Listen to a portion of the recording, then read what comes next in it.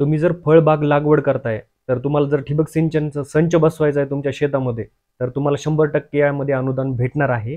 100% या ठिकाणी पूर्णपणे परतावा भेटणार आहे, तेही शेतकऱ्यांना. नमस्कार मंडळी, मी अविनाश चौरे मराठी कट्टावरती पुन्हा एकदा तुमचं स्वागत करतो. या ठिकाणी शेतकऱ्यांसाठी एक महत्त्वाची योजना घेऊन आलेलो आहे. भाऊसाहेब फुंडकर फळबाग लागवड योजना. या ठिकाणी ही योजना फक्त शेतकऱ्यांसाठी आहे आणि पूर्णपणे या ठिकाणी 100% तुम्हाला अनुदान भेटणार आहे.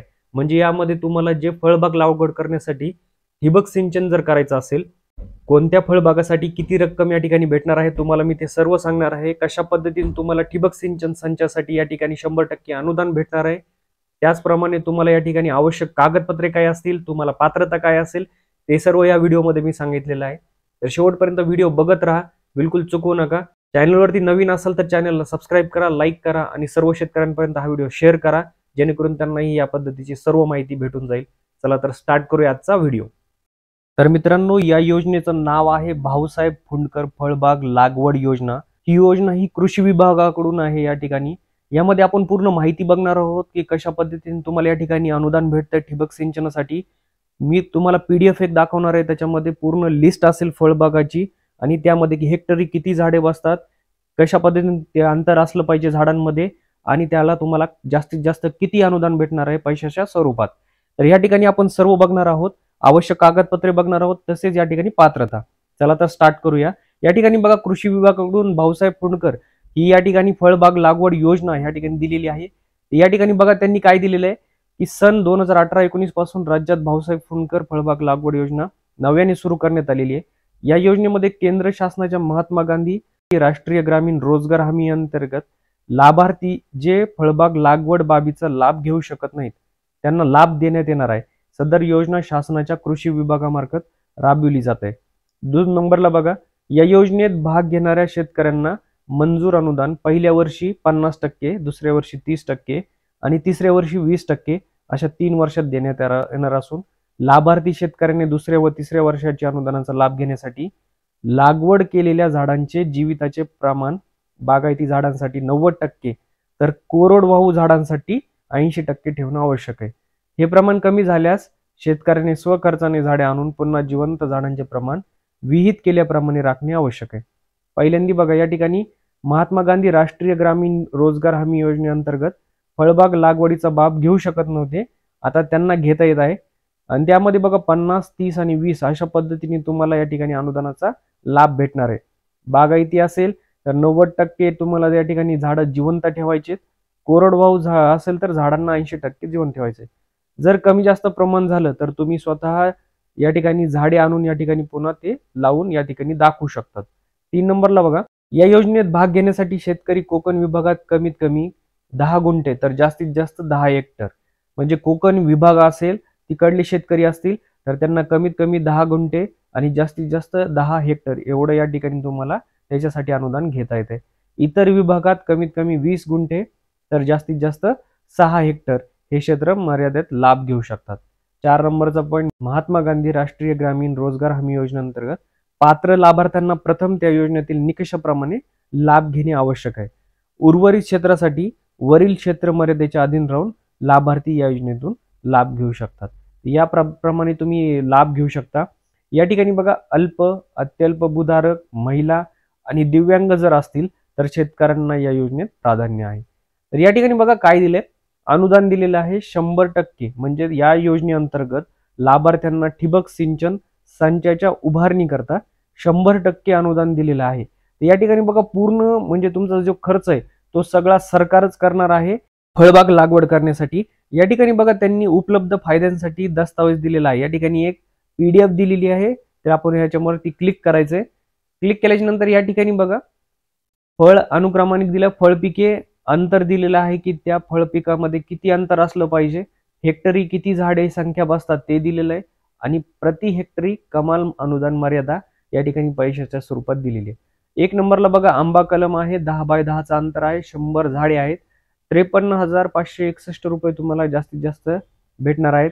या ठिकाणी आंबा कलमे सधन लागवड दिलंय, 5 बाय 5 मीटर मध्ये अंतर आहे दिलं असेल तर 400 झाडे हे हेक्टर मध्ये बसतात, 1,01,972 रुपये तुम्हाला भेटणार आहेत.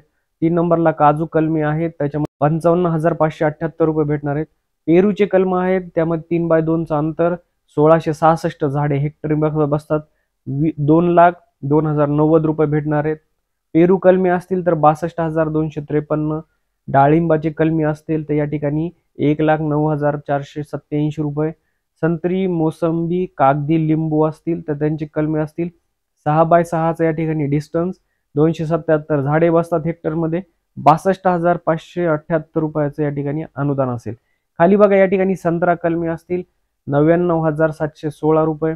नारळची रोपं आहेत, नारळ रोप टीडी आहे, सीताफळाची कलमी आहेत, आवळा कलमी आहेत, चिंचाची कलमी आहेत, जांभूळ कलमी आहेत, कोकम कलमी आहेत, फणस कलम आहे, अंजीर कलम आहे आणि खाली चिक्कू कलम सुद्धा आहे. तर या पद्धतीने या ठिकाणी तुम्ही फळबाग करू शकता. फळबाग जे असेल तुमची त्याच्यामध्ये जे पीक आहे त्याच्यासाठी अंतर किती असलं पाहिजे त्या झाडांमधलं आणि एका हेक्टरमध्ये किती झाडं या ठिकाणी बसतात त्यांची संख्या दिलेली आहे आणि त्याच्यासमोर जे तुम्हाला जास्तीत जास्त अनुदान भेटणार आहे त्यासाठी तर ते सुद्धा दिलेलं आहे. या ठिकाणी ही लिस्ट जी आहे ते तुम्ही डाउनलोड करून घ्या आणि व्यवस्थित या ठिकाणी तुम्ही सर्च करा. त्यानंतर बघूया आपण पात्रता काय आहे. या ठिकाणी बघा, लाभार्थ्यास फळबाग लागवडीसाठी ठिबक सिंचन संच बसविणे अनिवार्य.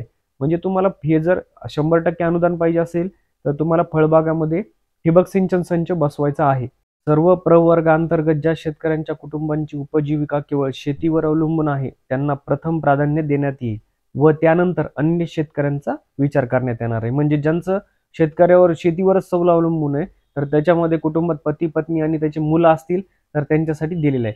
लाभ वैयक्तिक शेतकऱ्यांना द्यायचा आहे, संस्थात्मक लाभार्थ्यांना देय नाहीये. म्हणजे संस्थात्मक जुनकिनी असेल तर त्यांनी अप्लाय करायचं नाही, फक्त शेतकरी लोकांनीच याला अप्लाय करायचं आहे. या ठिकाणी बघा नेक्स्ट पॉईंट, शेतकऱ्यास स्वतःच्या नावावर जर 7/12 असणे आवश्यक आहे. संयुक्त मालकी असल्यास इतर खातेदारांच्या संमतीने शेतकऱ्याच्या स्वतःच्या हिश्श्याची मर्यादित लाभ घेता येईल. जर तुम्ही तुमच्या नावावर 7/12 पाहिजे किंवा जर तुम्ही मालक संयुक्त असाल, तुमच्यामध्ये इतर कुणी असेल तर तुम्हाला त्याच्या संमतीने तुम्ही याच्यामध्ये हिस्सेदार होऊ शकतात. यामध्ये 7/12 जर कुळाचं नाव असेल तर कुळाची संमती सुद्धा या ठिकाणी आवश्यक आहे. परंपरागत वन निवासी वन अधिकारी मान्यता अधिनियम 2006 नुसार वनपट्टेधारक शेतकरी लाभ घेण्यास पात्र आहेत. या ठिकाणी बघा खाली इतर शासकीय योजनेतून फळबाग लागवड केली असल्यास ते क्षेत्र वगळून वरील विभागानुसारच्या क्षेत्रात शेतकऱ्याला लाभ घेता येतो. समजा या व्यतिरिक्त तुम्ही फळबागेसाठी अजून कोणत्या शासकीय योजनेतून मदत घेतली असेल तर तुम्हाला तेवढं क्षेत्र वगळून म्हणजे त्या ठिकाणचा गट क्रमांक किंवा ते वगळून या ठिकाणी दुसऱ्या गट क्रमांकामध्ये जी शेती असेल त्याच्यासाठी तुम्ही हा लाभ घेऊ शकतात. आवश्यक कागदपत्रे बघा, 7/12, 8 उतारा, हमीपत्र, संयुक्त खातेदार असल्यास सर्व खातेदारांचे संमतीपत्र, जातीचे प्रमाणपत्र SC ST या शेतकऱ्यांसाठी फक्त. तर हे कागदपत्र आवश्यक आहेत. तर मित्रांनो अशा पद्धतीने या ठिकाणी पात्रता आणि तुम्ही आवश्यक कागदपत्रे बघितलेली आहेत. या ठिकाणी अनुदानाची जे तुम्हाला सांगितलेलं आहे की फळपिकाची या ठिकाणी लिस्ट दिलेली आहे आणि कमाल अनुदान किती भेटणार आहे त्याचं सुद्धा दिलेलं आहे. त्याचप्रमाणे या ठिकाणी 100% अनुदान हे ठिबक सिंचनासाठी भेटणार आहे. किती हेक्टर आणि किती गुंठे याच्या मर्यादा असणार आहे ते सुद्धा दिलेलं आहे. हे सर्व तुम्ही वाचून घेऊ शकता. या ठिकाणी बघा हे आपले सरकार महाडीबीटी या ठिकाणी जी वेबसाईट आहे त्याच्यावरती जाऊन शेतकरी योजनामध्ये तुम्ही क्लिक करा. भाऊसाहेब फुंडकर फळबाग लागवड योजना या ठिकाणी आलेला आहे. याच्यामध्ये लॉग इन कसं करायचं आहे, अप्लाय कसं करायचं आहे याचा व्हिडिओ मी बनवणार आहे. त्यासाठी चॅनलला अजून सबस्क्राईब केले नसेल तर सबस्क्राईब करून घ्या. तसेच या पद्धतीने मी इतर योजना सुद्धा दिलेल्या आहेत त्याच्या आधी, त्याची लिंक मी डिस्क्रिप्शन मध्ये देईल. ते शेतकऱ्यांसाठी खूप महत्त्वाचे आहे. 2025 मध्ये या योजनेंना जर तुम्ही अजून अप्लाय केलेला नसेल तर करून घ्या.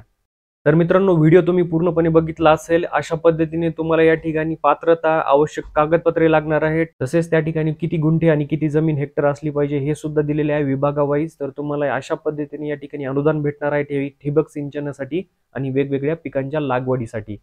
अशाच पद्धतीच्या माहितीसाठी चॅनलवर सबस्क्राईब नसेल केलं तर सबस्क्राईब करा. भेटूया पुढच्या व्हिडिओमध्ये. तोपर्यंत जय हिंद, जय महाराष्ट्र.